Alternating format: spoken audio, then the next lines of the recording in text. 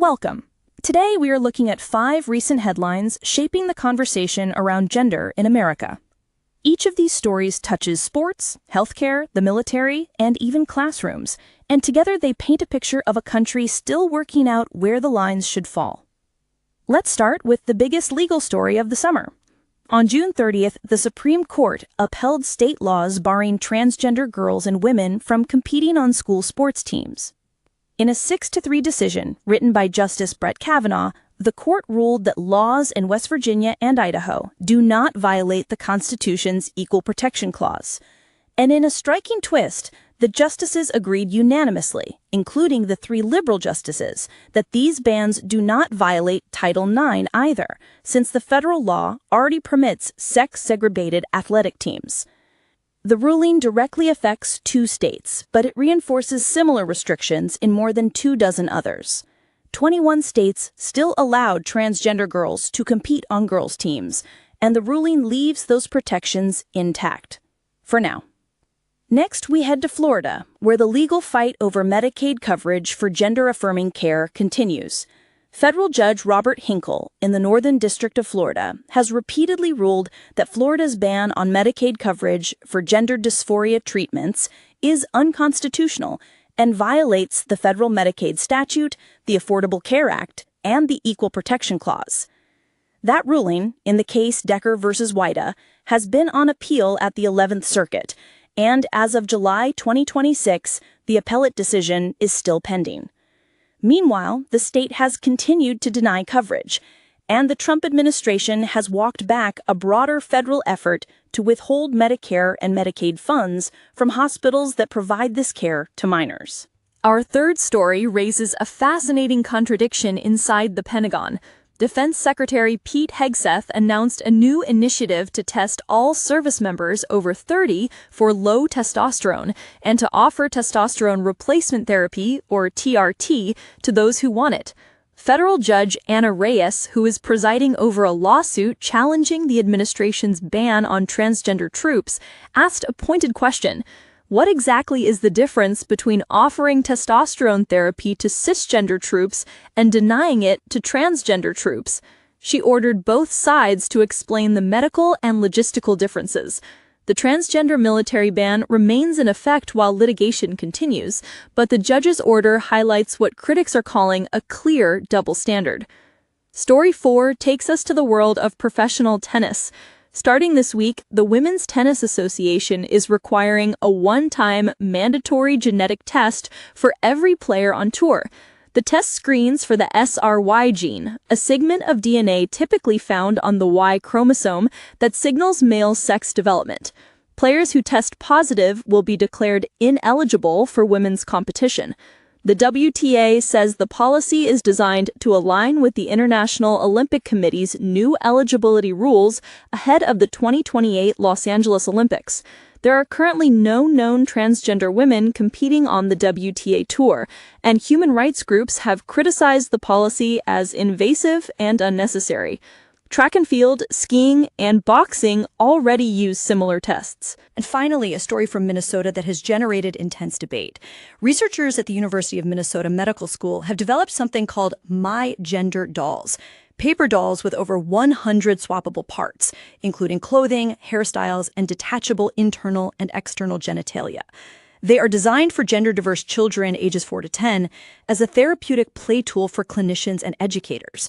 The project, developed over 6 years by associate professors at the Eli Coleman Institute for Sexual and Gender Health, is scheduled to roll out in some Minnesota classrooms this fall. Supporters describe it as a developmentally appropriate therapeutic resource.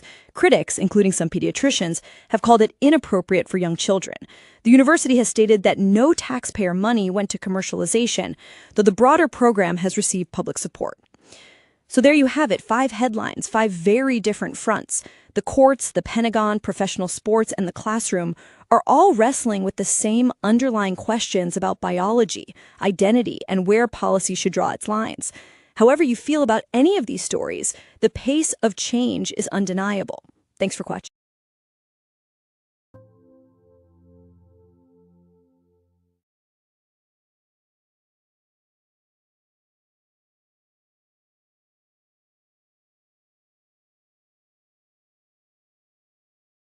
doesn't match Deeply troubling chapter in the history of psychology and medicine.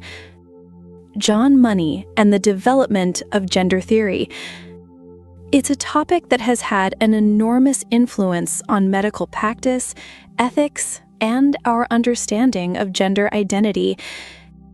As you'll hear today, it's also a story that reminds us how science evolves, how theories are tested and challenged, and how real people's lives are affected by the ideas we embrace. So, in Ellen's absence, let's take some time to look at the life, work, and legacy of John Money and the lessons his story continues to teach us. Before we begin, I'd also like to offer a brief content advisory. Today's discussion includes medical decisions involving children, non-consensual surgeries, childhood trauma, and suicide. While these topics are presented for educational purposes, some listeners may find them difficult.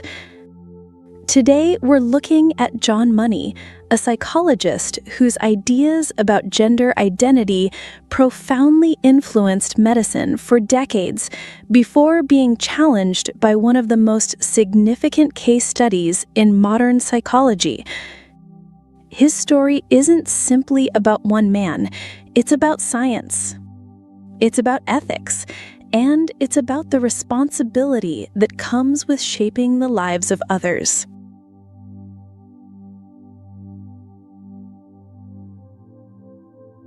I want to start with a question that seems simple on the surface, but gets complicated the longer you sit with it. What makes you, you? Not your name, not where you grew up, not even how other people see you, but something deeper. Your internal sense of who you are. Sit with that for a second, because most of us have never had to explain it. We've never had to defend it or prove it or justify it to a doctor. It's simply there. It's been there as long as we can remember. And that's exactly what makes it so hard to study. How do you measure something that a person experiences from the inside and that no instrument can see from the outside? For a long time, scientists believed that sense might not be as fixed as we think. That maybe, under the right conditions, it could be shaped, guided, even determined. It's worth pausing on how appealing that idea would have been. If identity can be shaped, then identity can be managed. And if it can be managed, then a difficult situation becomes a solvable problem.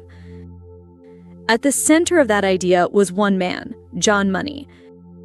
And his work didn't just influence psychology, it shaped real medical decisions that affected children, families, and lives in permanent ways.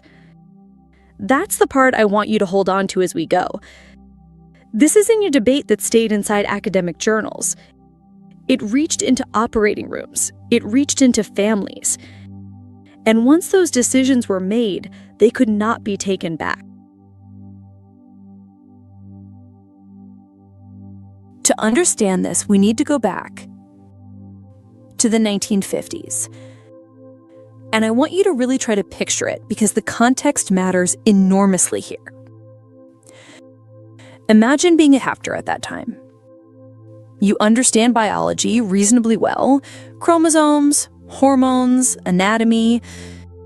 You can describe what makes someone biologically male or female in clinical terms. You have textbooks, you have categories, you have language that feels precise. But then a child is born, and things don't fit neatly. Their anatomy doesn't match typical definitions. And all that medical certainty suddenly disappears. Because now you're not just asking, what is this child biologically? You're asking, who are they going to become? And that is a fundamentally different kind of question. The first one is a question about tissue and chromosomes. The second one is a question about a whole human life. There weren't clear answers. No long-term studies. No shared standards. No roadmap. Just uncertainty. And I think it's worth being honest about what uncertainty does to people, especially people in positions of authority. It's uncomfortable. It's exposing. When a frightened family is sitting in front of you asking what they should do, saying "we don't know yet" is one of the hardest things a clinician can say. So there was real pressure, professional, emotional, human pressure, for someone to step forward with an answer. And into that uncertainty stepped John Money, confident, articulate, and convinced he had figured out something others hadn't. Money believed something that at the time felt radical. That gender identity, the internal sense of being male, female, or something else, was not fully determined at birth. It could be shaped, especially early in life. He focused on a very specific window, the first 18 to 24 months. He believed that during this period, a child's sense of self was still forming, flexible, responsive. And if you raised a child consistently as one gender during that window, that identity would take hold. Raise a child as a boy, they become a boy. Raise a child as a girl, they become a girl. Not just in behavior, in identity. At least, that was the theory. Look at the three ideas on the screen and notice how they fit together. There's a window. There's an assumption that the child is malleable inside that window. And there's a predicted outcome, that consistent upbringing makes the identity permanent. Each piece depends on the one before it. Which means if any single link in that chain turns out to be wrong, the whole structure gives way. And it didn't sound unreasonable back then. If you're a parent facing uncertainty, you don't want ambiguity. You want a plan. And Money offered one. I want to be fair to the people in this story, because it's easy to look back with 70 years of hindsight and wonder how anyone believed this. But put yourself in that examination room. You're terrified. You love your child. And someone with credentials and confidence and an answer tells you there is a path forward. Most of us would want to believe him too.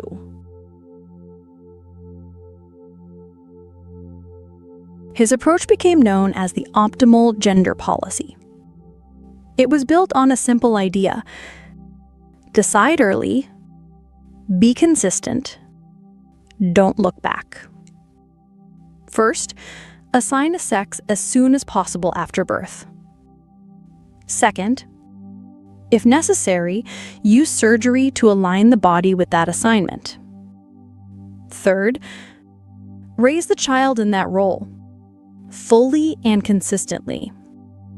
Clothing, language, expectations, social roles, everything reinforcing the same message. And fourth, no mixed signals, no uncertainty. Because in this model, consistency wasn't just helpful, it was essential. I want to slow down on that fourth step, because it's doing more work than it appears to. Never revisit is not only a piece of parenting advice, it's a rule that protects the theory itself. If you never revisit the decision and you never introduce doubt, then you also never create the conditions in which the child could tell you the decision was wrong. Secrecy stops being a side effect. It becomes part of the method. And notice what this policy asks parents and doctors to do. Make permanent decisions about a child before that child can weigh in. There's no step in this framework where you check back in. No step where you ask the person at the center of it how they're doing. No step where new information can change the course. Hold on to that. We'll come back to it. Money also introduced language that we still use today. And this is the place where he genuinely deserves credit. He drew a distinction between gender role and gender identity. Gender role, the outward expression, how you dress, how you behave, what society expects of you. Gender identity, the internal sense of self. Before that distinction existed, those two things tended to get collapsed into a single idea. Separating them gave clinicians and researchers a vocabulary for something people had experienced for a very long time without having precise words for it. That distinction stuck, even as many of his broader conclusions were later challenged. That framework remained. He also talked about social imprinting, the idea that children absorb gender through repetition, through family, through school, through culture, through the thousand small signals they receive every day. And to be fair, that part holds up. Environment does shape behavior and expression. Any of us who have watched a small child study the adults around them and quietly copy what they see knows there's truth in it. But what Money proposed went further than that.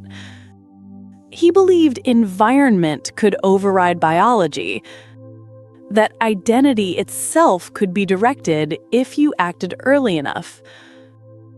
And that's the leap. There's a real difference between saying environment shapes how a person expresses who they are and saying environment determines who they are. The first is well supported. The second is a much bigger claim. And for a while, it seemed like he was right.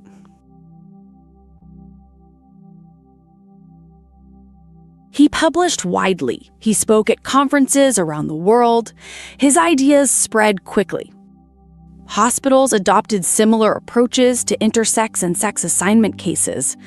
Medical students were taught his theories as part of the standard curriculum. By the late 1960s, John Money wasn't just influential. He was authoritative, the expert, the person people turned to for answers. And I think it's worth naming how that happens, because it isn't unique to this story. An idea gets published, it gets cited, the citation gets cited. It enters a textbook, students learn it as established fact rather than as a proposal still being tested. And somewhere along that path, a hypothesis quietly turns into a foundation, not because new evidence arrived, but because enough people repeated it. But under the surface, things weren't as stable as they appeared. Some patients didn't follow the expected path. Some families reported confusion instead of clarity. Some clinicians started to feel uneasy. And a question began to grow. What if this isn't the full picture? What if something else, something biological, plays a bigger role than we thought? At first, those doubts were quiet. And they stayed quiet for a reason. When a field has settled on an answer, the person raising a concern is the one who has to justify themselves. It's easier to assume you've misread your own case than to suggest the leading expert has misread his. But then came a case that would make those doubts impossible to ignore. To understand what happened next, we need to talk about a case. A single case that, at the time, seemed to prove Money's theory perfectly, until it didn't. Before we continue, I'd like to remind listeners that the next section contains discussion of childhood medical trauma, coercion, and suicide. These events are difficult, but they're central to understanding why this case became such an important turning point in medicine. This isn't a hypothetical, and it isn't a thought experiment. It's the life of a real person with a real family, and I want us to treat it that way.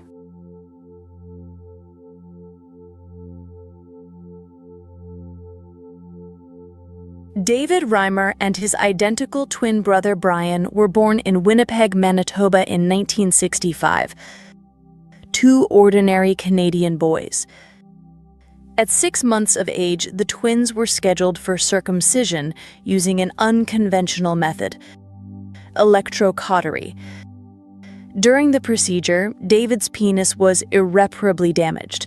Brian's procedure was never performed. Just one accident, one child. And I want to pause there for a moment, because everything that follows flows from a single moment. In a single room. Two identical boys walked into that hospital. Only one of them was harmed. The parents were devastated. They didn't know what to do.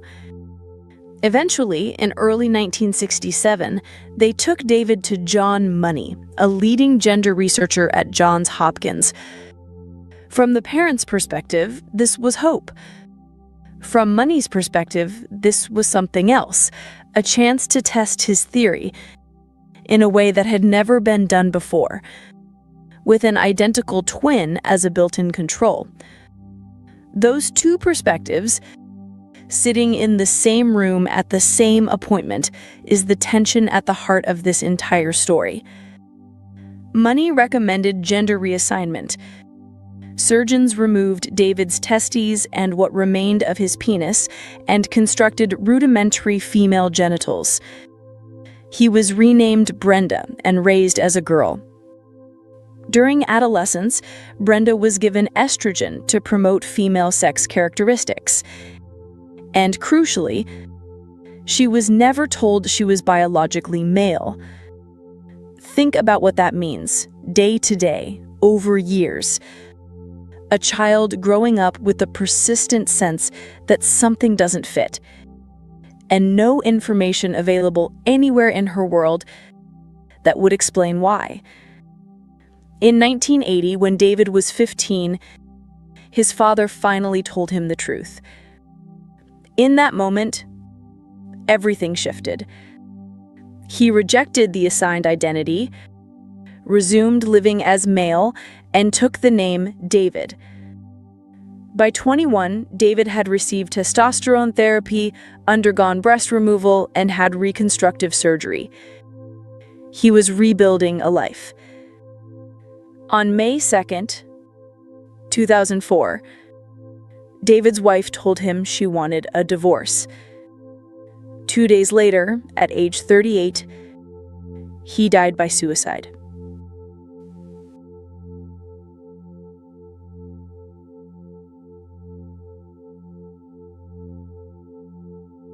To understand why this case matters ethically, not just scientifically, you have to understand what was actually happening inside those sessions with Money.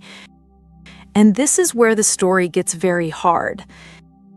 As part of the research, David and his twin brother Brian were directed to inspect one another and rehearse sexual positions.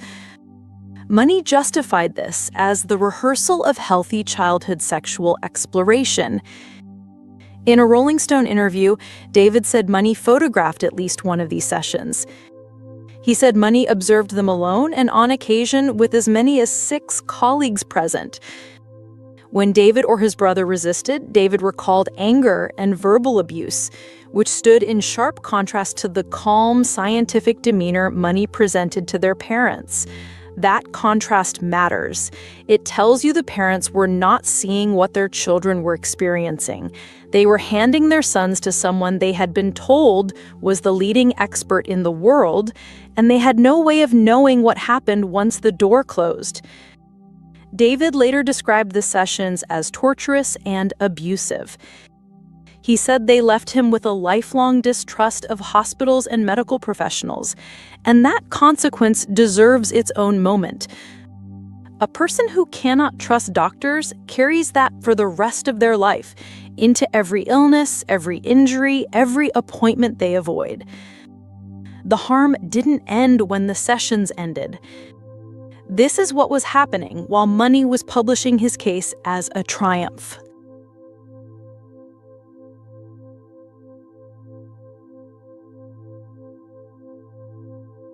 For years, Money said the reassignment worked.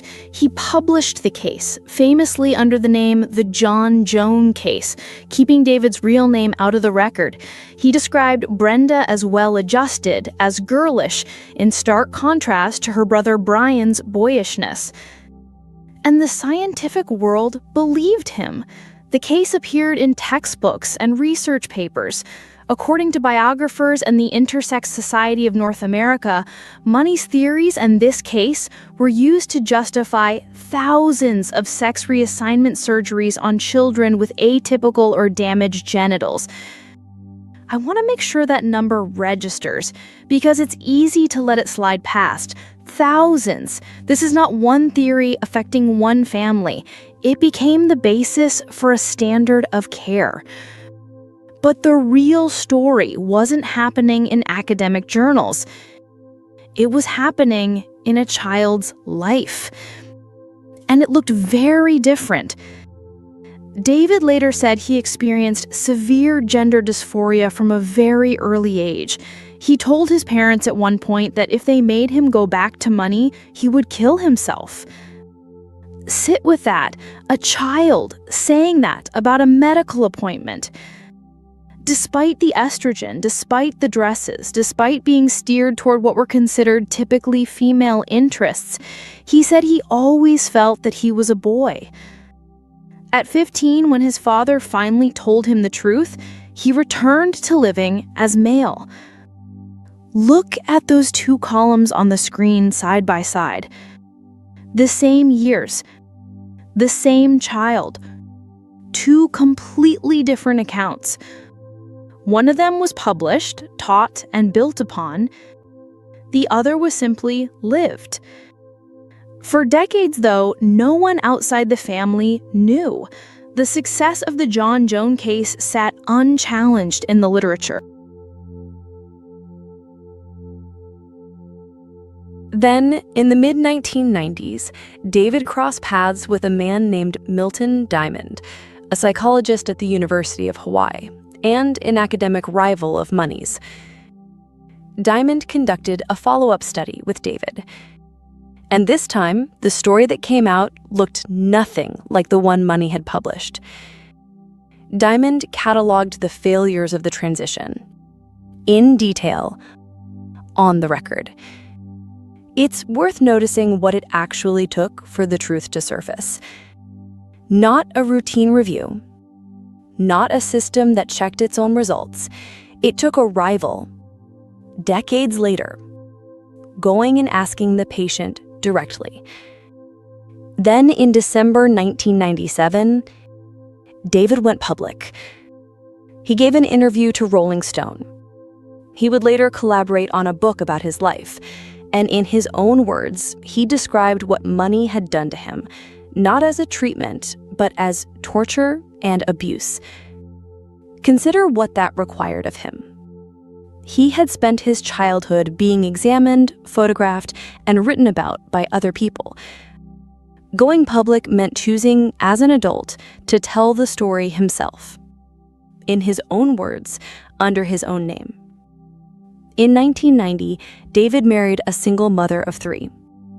In his early 20s, he attempted suicide twice. There were struggles with employment, marital strain. Then, in 2002, his twin brother Brian, who had lived alongside him through all of this, died of an antidepressant overdose. And 2 years after that, David's own life ended at 38. John Money died in 2006. According to colleagues, he was privately mortified by the David Reimer case. In public, he did not discuss it.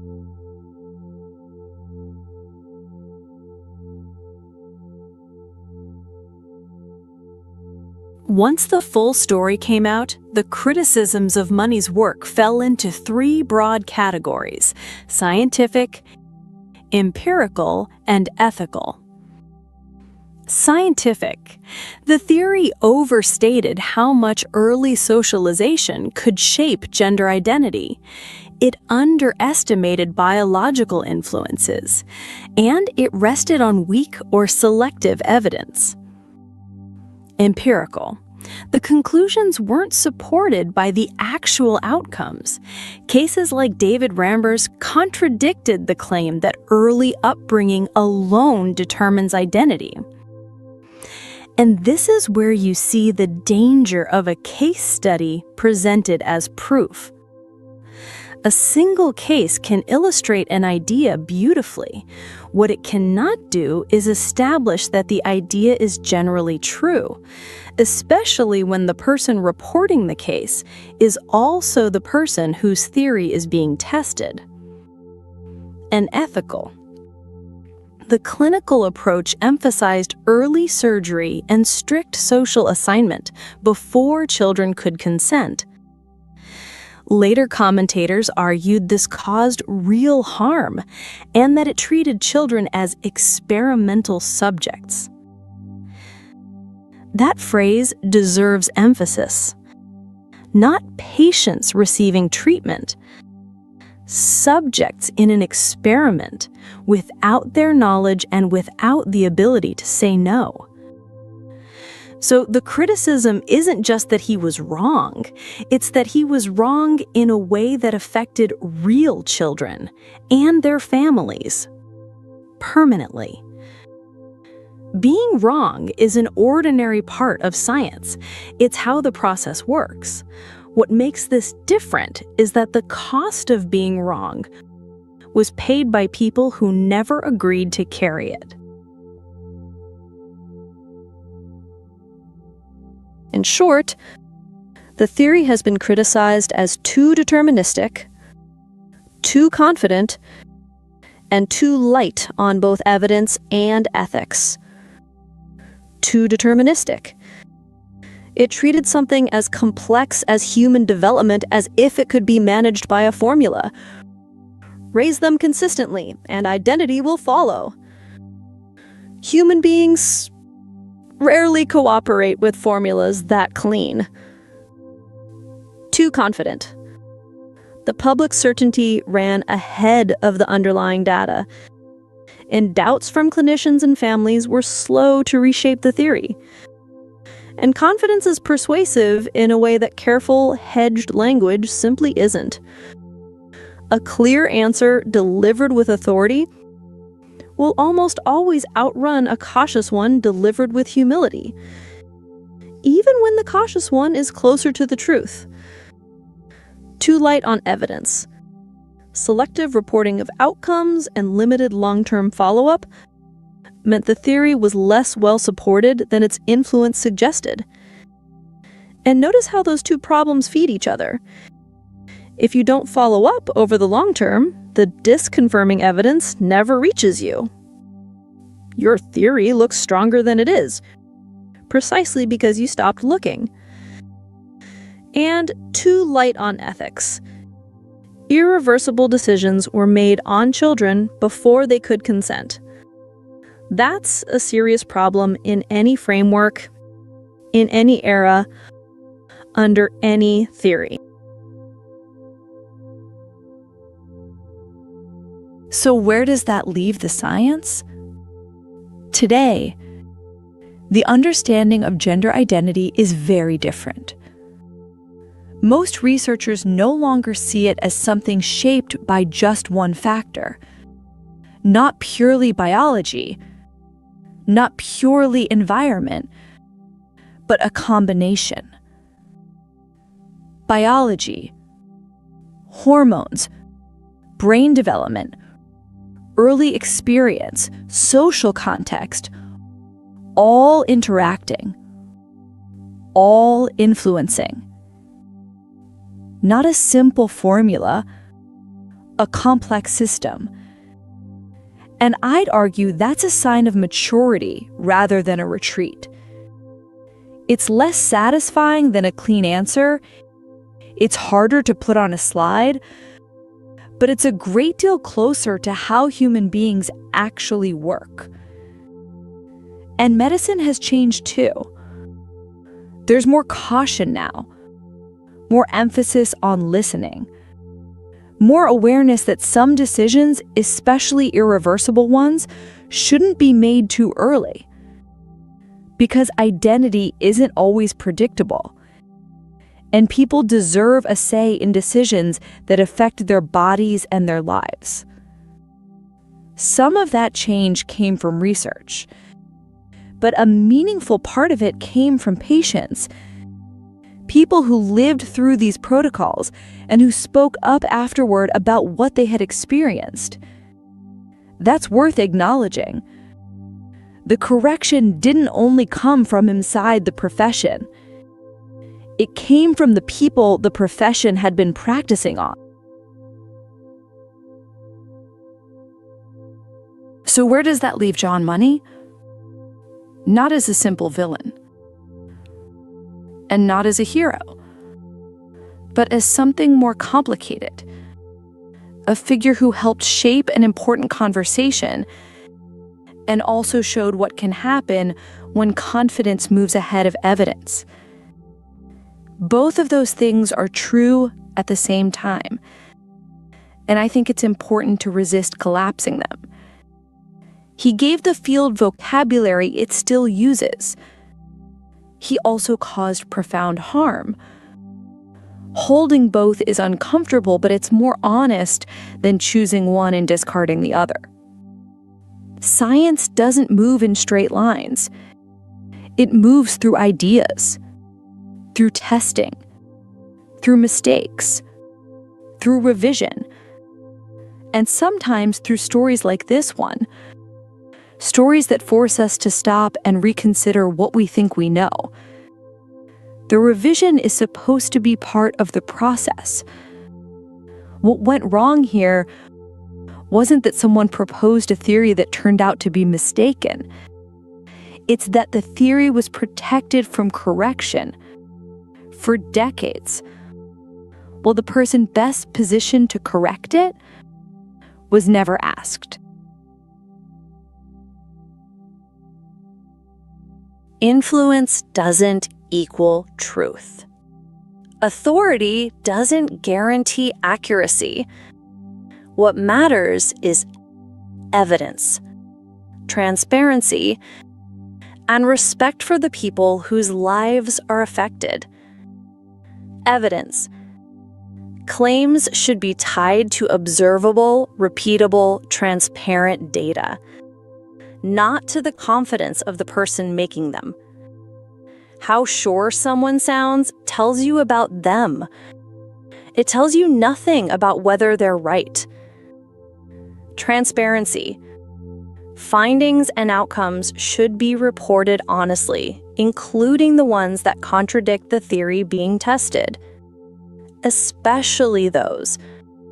The results that don't fit are the most valuable ones you'll ever collect, and they're the easiest ones to leave out. And respect. Behind every theory are real human experiences.